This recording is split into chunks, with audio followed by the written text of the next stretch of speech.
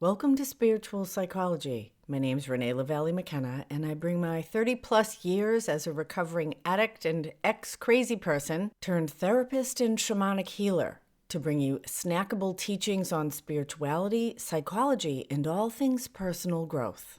And today I want to talk about the superpower of feeling deeply. I suffered with a chronic low-level anxiety for much of my life.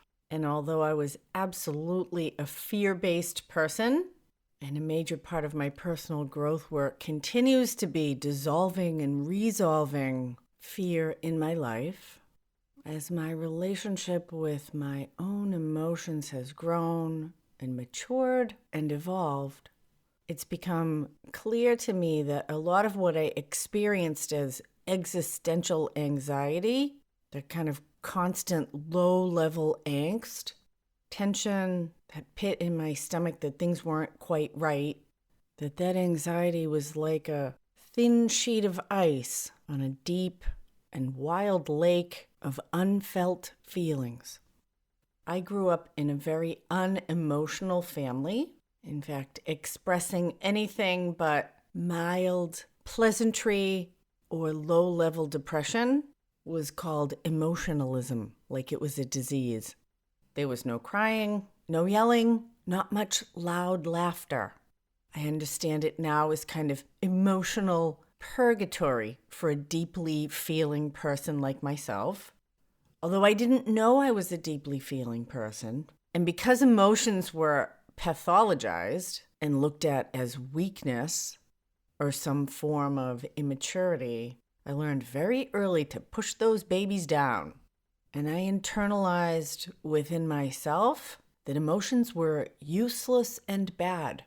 They were kind of like going to the bathroom, something you did in private and didn't talk about because they were too stinky or messy for polite conversation. I gotta tell you, I hate polite conversation. I find it deadly dull. And after decades of therapy, 12-step meetings, and personal growth work, my relationship with my feelings is now one of respect, curiosity, and even awe and inspiration. It's been incredibly valuable to dissolve the cultural lie that feelings are weak and have my own experience that actually the opposite is true, that the capacity to feel deeply is actually a superpower, that feelings are the language of deep connection, of authentic experience, that my felt experience is my soul's language and the sensory system through which my own consciousness tastes, touches, hears, sees, and smells my life experience. I would now see emotions or feelings as a sensory system, directly tied to my intuition, my instincts, and my own unique preferences and perceptions of the world. And that shutting down, cutting off, or numbing my feelings was similar to walking around blindfolded with my hands covering my ears. Now for me, my first step in making friends with my feelings was to stop using drugs and alcohol all the time. And it didn't take long after I stopped medicating myself for me to realize that a lot of my addiction was about trying to manage how deeply I felt things. And one of the very first things I confronted as I began to explore my emotional life was this really vicious self-criticism and harsh judgment. I did a podcast on the inner critic, episode number 28, if you want to learn more about that. It's really great work. Dissolving and updating our inner management system. And a lot of that self-criticism was actually trying to manage and suppress my unfelt experience. I was trying to shame and blame myself into being a less emotional person because I really did feel like emotions were bad. They made other people uncomfortable. They were painful sometimes. But I understand today that by not allowing myself deep sadness or grief, I was robbing myself of my capacity for deep love and compassion, for ecstatic joy and heartfelt connection. Water is often a symbol for emotions, and I naturally orient more toward the element of fire. And the water was always a little scary for me. I didn't learn to swim until I was a teenager, and I didn't become a strong swimmer until I was an adult.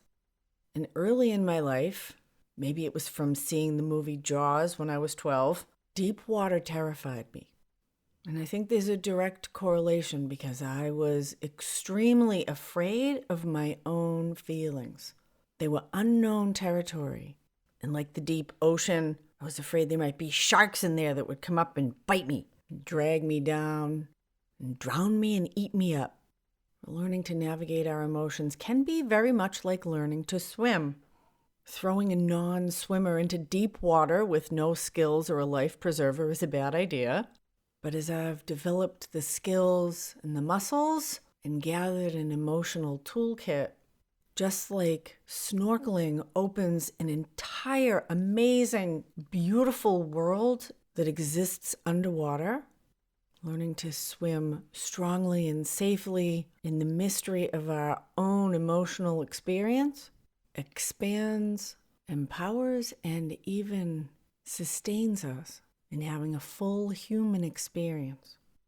Feelings offer us tremendous information about ourselves and about others.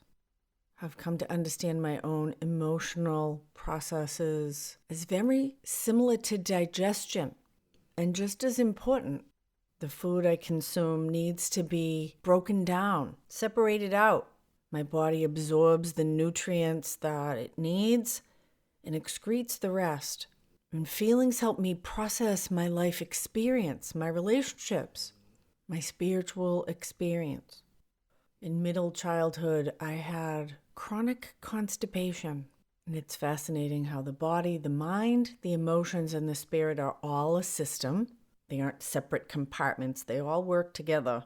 And I was absolutely emotionally constipated. I had a client recently who's just graduated from college, and he's going to be moving away. And he's actually quite hopeful and excited about the new life that he's starting for himself. But he's got a lot of anxiety about the unknown.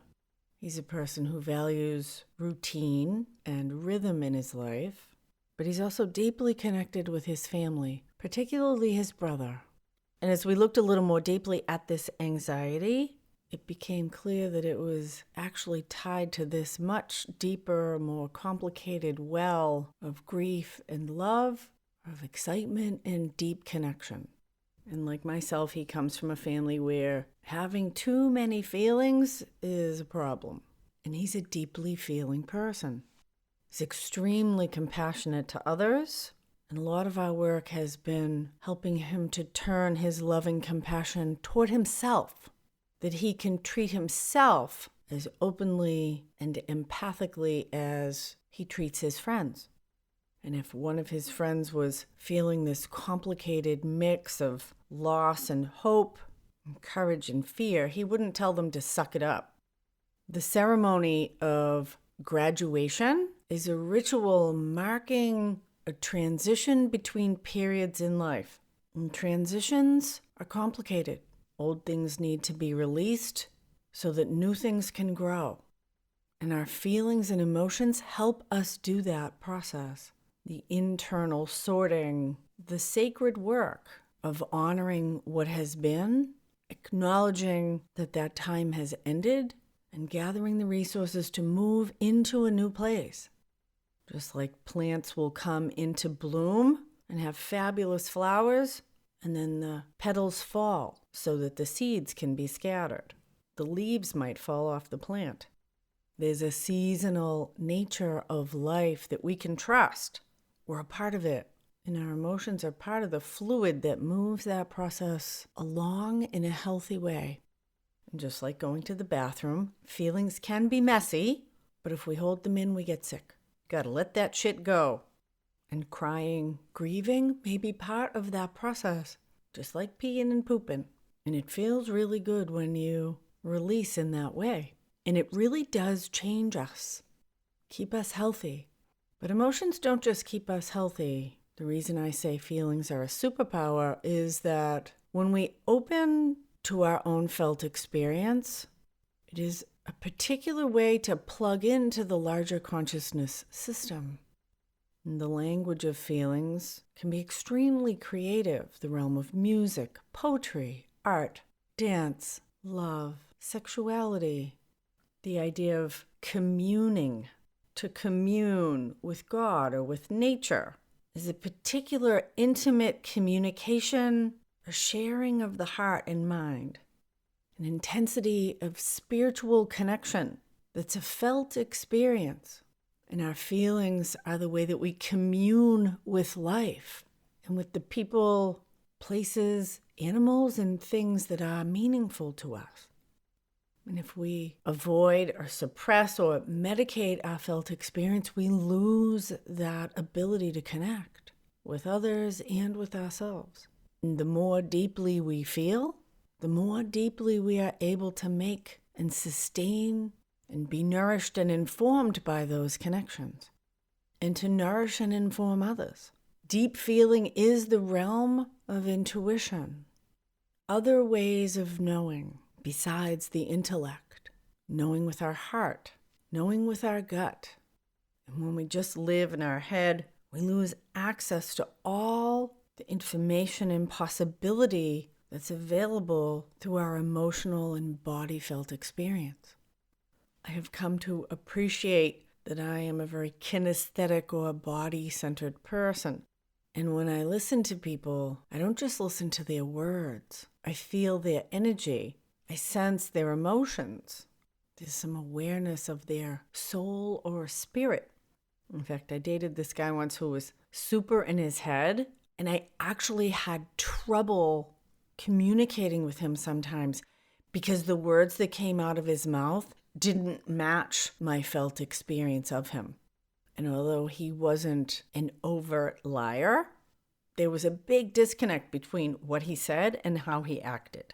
And although what he said was how he would have liked to act, I not only felt the disconnect, I experienced it. For example, he would tell me that he was very attracted to me, but he had a lot of trouble initiating sex. He would tell me, "Of course I want to hear what's happening in your life." And when the conversation would turn to me, he'd be distracted by his phone. And although he was saying the right words, my felt experience was one of disconnection. And it ultimately ended the relationship. So I encourage you to take some time on a regular basis, maybe a few minutes each day, certainly some time each week, to just sit and make room for your own feelings. Invite them as if they're a friend. Be curious, open, give them a lot of space. See what they want to offer you or help you release. Tap through that thin ice of anxiety and start to learn to swim in the beautiful, refreshing, mysterious lake of your own emotional self. Thank you so much for listening. If you like this podcast, consider sharing it with a friend or leaving a good review. If you'd like to find out how spiritual psychology might benefit you in your life or learn more about my 3-month mentorship program, send me an email, info@reneemckenna.com. Check us out on Instagram, @OpenDoorGrowth. Deep gratitude to my supporters on Patreon, and blessings on your path until we meet again. This is Renee LaValle McKenna for Spiritual Psychology.